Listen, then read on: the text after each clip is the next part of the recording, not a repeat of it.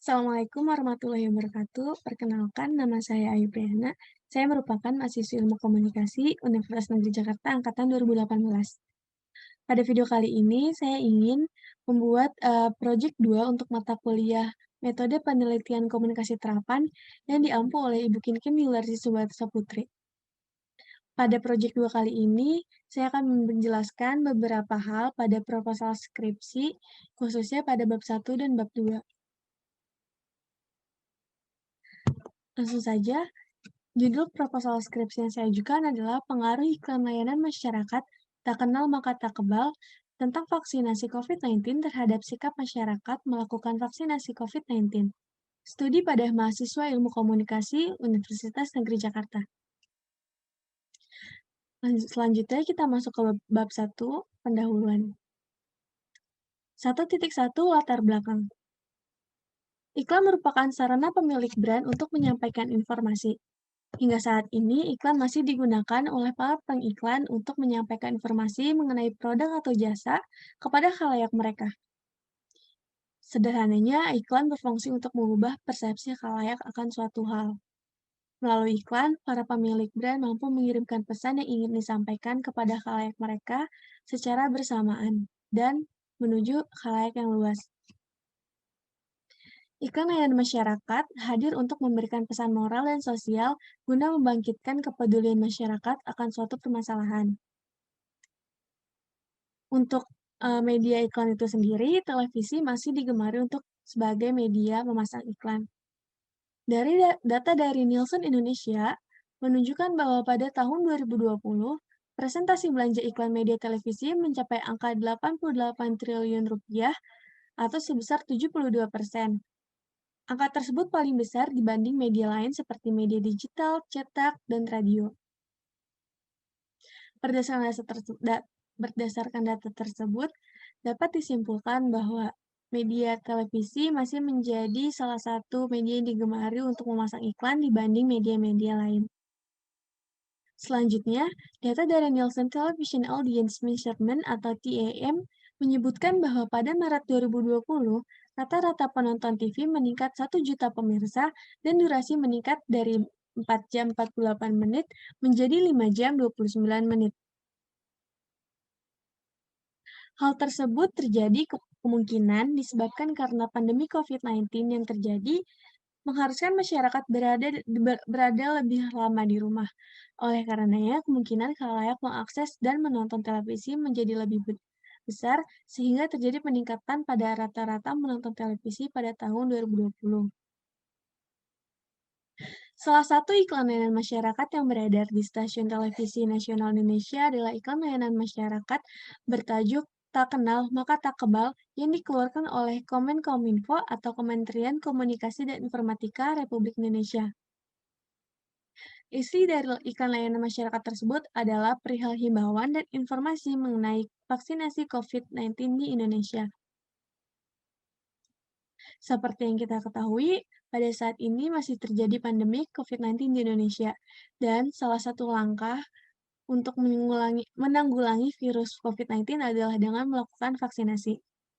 Maka dari itu, Kemenkominfo atau Kementerian Komunikasi dan Informatika Republik Indonesia membuat iklan layanan masyarakat bertajuk Tak Kenal Maka Tak Kebal yang bertujuan untuk memberikan informasi seputar vaksinasi di Indonesia seperti kegunaan vaksin, bagaimana vaksin bekerja dalam tubuh, dan tentunya ajakan untuk melakukan vaksinasi COVID-19.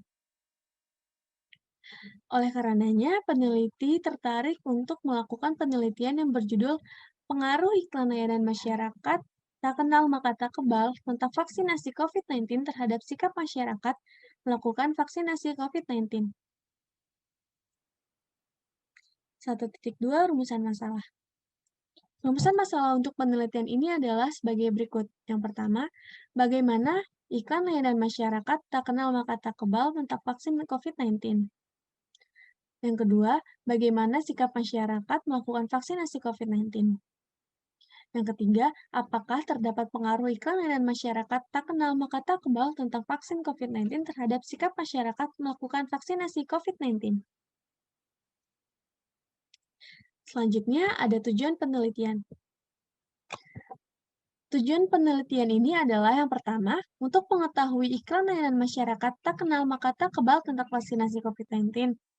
Yang kedua, untuk mengetahui sikap masyarakat melakukan vaksinasi COVID-19. Yang ketiga, untuk mengetahui pengaruh iklan layanan masyarakat tak kenal maka tak kebal tentang vaksin COVID-19 terhadap sikap masyarakat melakukan vaksinasi COVID-19. Selanjutnya ada manfaat penelitian. Manfaat penelitian ini terbagi menjadi dua, yaitu manfaat teoritis dan manfaat praktis. Yang pertama, manfaat teoritis dari penelitian ini adalah agar hasil dari penelitian ini dapat digunakan untuk bahan dalam mengembangkan penelitian selanjutnya di dunia ilmu komunikasi, khususnya dalam bidang periklanan.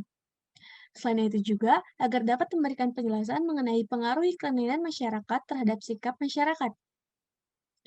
Sedangkan manfaat praktis dari penelitian ini yakni agar dapat berguna untuk para praktisi dalam penelitian sejenis di kemudian hari. Selain itu, juga hasil penelitian ini diharapkan mampu menjadi sumber pengetahuan bagi masyarakat. Selanjutnya, kita masuk ke bab 2, kajian pustaka. Berikut ini ada beberapa penelitian sebelumnya sejenis dengan penelitian yang ingin saya buat. Terdapat 10 judul penelitian sebelumnya. Yang pertama, ada pengaruh iklan layanan masyarakat Kementerian Kesehatan Republik Indonesia anti rokok terhadap perilaku merokok di Kelurahan Sempajas, Kecamatan Selatan, Kecamatan Samarinda Utara.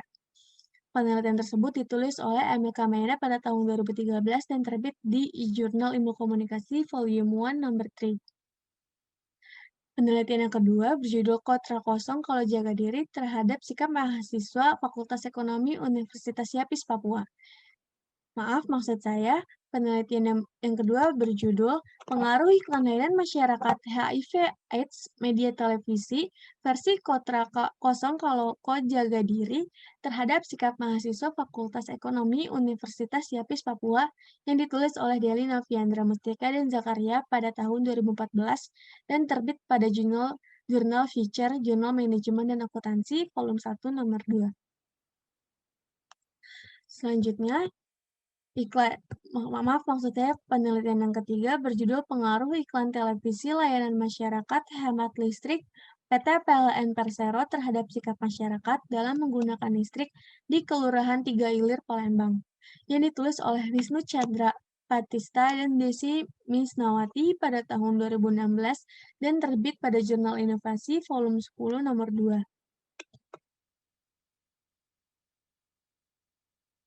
Selanjutnya, penelitian keempat berjudul Pengaruh Iklan Televisi Ekstrak Kulit Manggis Mastin terhadap Sikap Khalayak di Kota Surabaya yang ditulis oleh Sabrina Diwanti, Marta Trilestari, dan Sylvie Nurfebiaraning pada tahun 2015 dan terbit di E-Proceeding of Management Volume 2 Nomor 3.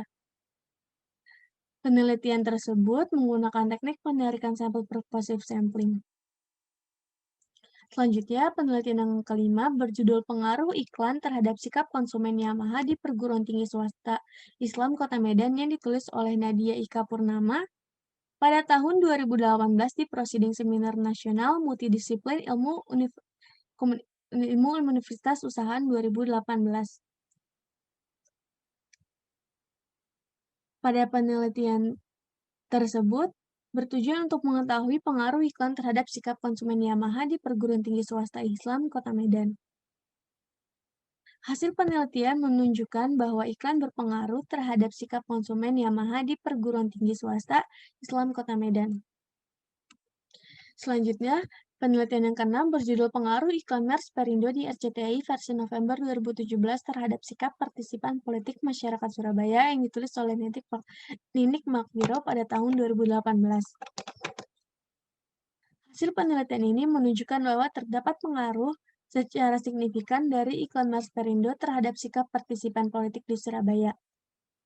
Selanjutnya, penelitian yang ketujuh berjudul Pengaruh Iklan Pop-up Bukalapak versi Pahlawan pada YouTube terhadap sikap khalayak yang ditulis oleh Rifki Hussein Amari dan Sylvie Nurfebiaraning pada tahun 2018 dan terbit pada Jurnal Manajemen Komunikasi Volume 2 Nomor 2. Hasil penelitian ini menunjukkan bahwa persentase tanggapan terhadap iklan pop-up Bukalapak versi pahlawan pada YouTube sebesar 71,21% dan pada sikap khalayak sebesar 67,55%. Dapat dikatakan bahwa pengaruh iklan pop-up Bukalapak versi pahlawan pada YouTube memiliki pengaruh yang cukup tinggi terhadap sikap khalayak. Selanjutnya, penelitian yang ke-8 berjudul Pengaruh Iklan Terhadap Sikap Konsumen, survei pada pengunjung yang pernah bermain game Pro Evolution Soccer di Flux Capital of Entertainment, Kecamatan Belimbing, Kota Malang, yang ditulis oleh Sahibul Kolbi, Ahmad Fauzi, dan Sunardi pada tahun 2014 dan terbit di Jurnal Administrasi Bisnis atau JAB, volume 10 nomor 1. Hasil penelitian ini menyatakan bahwa variabel kesesuaian iklan dan penempatan produk serta produk secara parsial dan stimulan memiliki pengaruh yang signifikan terhadap sikap konatif. Selanjutnya, penelitian yang ke-9 berjudul Pengaruh Iklan Web Series Sore, Istri dari Masa Depan terhadap Sikap Audiens pada Merek Tropicana Slim Stevia di kalangan pengguna internet Kota Jakarta, yang ditulis oleh Khadijah Nur Aziza dan Rati Hasna Sudrajat pada tahun 2018 dan terbit di E-Proceeding of Management volume 5 nomor 1.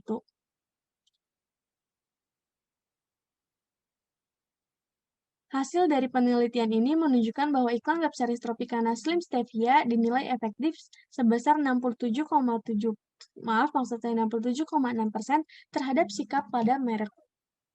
Selanjutnya, penelitian yang terakhir, yang ke-10, berjudul Pengaruh Iklan Online Naratif Move on Trip terhadap Sikap Penonton Media Sosial YouTube, yang ditulis oleh Gina Khalisa M, Nurul Rahmadani, dan Christophus Febianka pada tahun 2019 dan terbit di Jurnal Petanda, Jurnal Ilmu Komunikasi dan Humaniora, volume 1 nomor 2.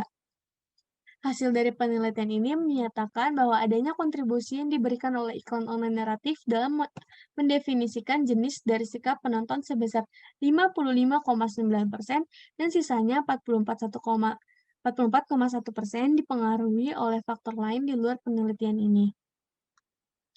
Selanjutnya, kita masuk ke 2.2 yaitu konsep. Pada konsep ini, pada 2.1 dijelaskan mengenai periklanan.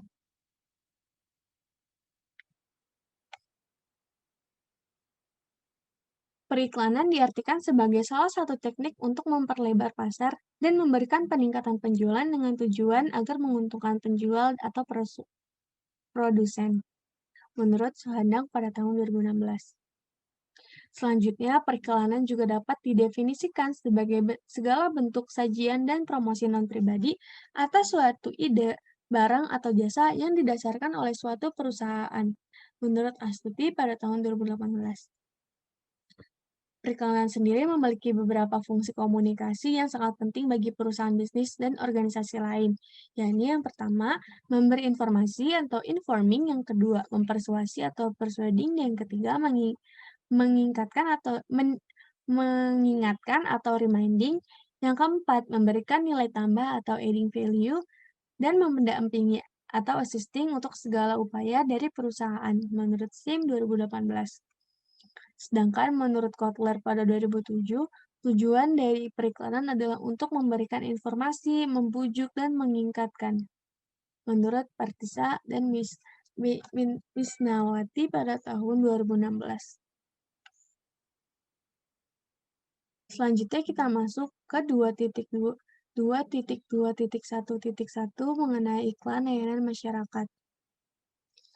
Iklan layanan masyarakat atau disebut juga kampanye sosial merupakan iklan yang menyajikan pesan-pesan sosial yang ditunjukkan untuk membangkitkan kepedulian masyarakat mengenai suatu masalah yang harus mereka hadapi, yang mana kondisi tersebut dapat mengancam keserasian dan kehidupan umum, menurut Destawina pada tahun 2020.